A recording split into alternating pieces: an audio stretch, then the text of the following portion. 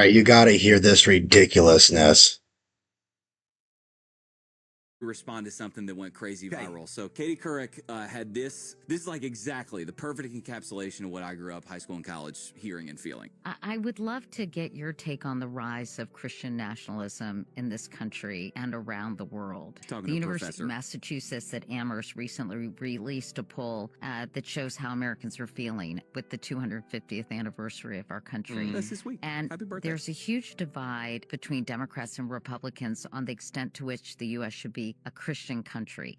Nearly 80% of Republicans believe the U.S. was founded as a Christian nation. Correct. 72% believe the government should advocate Christian values. Correct. 54% believe the U.S. should be declared a Christian nation. And I thought this was really disturbing. It's very disturbing. It's very disturbing. Another Christian Public ideas are so Religion disturbing. Research Institute poll found that 56% of Republicans qualify as either adherents or sympathizers of Christian nationalism. For people who are listening, whenever you hear the phrase Christian nationalism, that is 99.9% of the time, it's a scare label that's intentionally designed to stigmatize Christians advocating for their values in the public square. I'll just shoot you really straight. If you put in front of me, and hey man, your two options are atheistic globalism, like woke secular paganism, or Christian nationalism, I'm going to go, well, heck yes, I'm that one. 99% of the time, Christian nationalism is a scare label. It non-verbally says, I, as a secular person, am allowed to advocate for my values in the public square,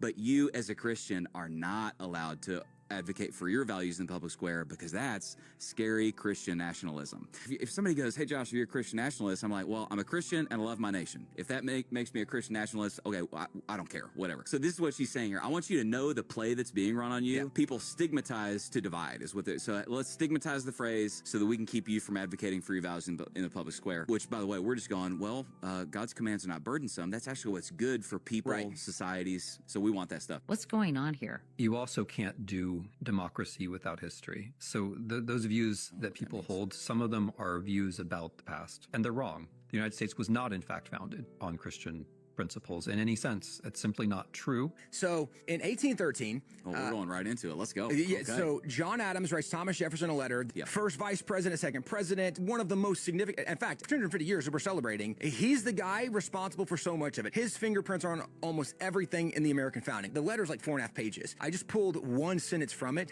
He says the general principles upon which the fathers achieved independence were the general principles of Christianity. That's amazing. The quote from the professor with Katie Couric is the United States was not, in fact, founded on Christian principles in any sense. That's simply not true. Then John Adams, who founded the nation, is saying the general principles on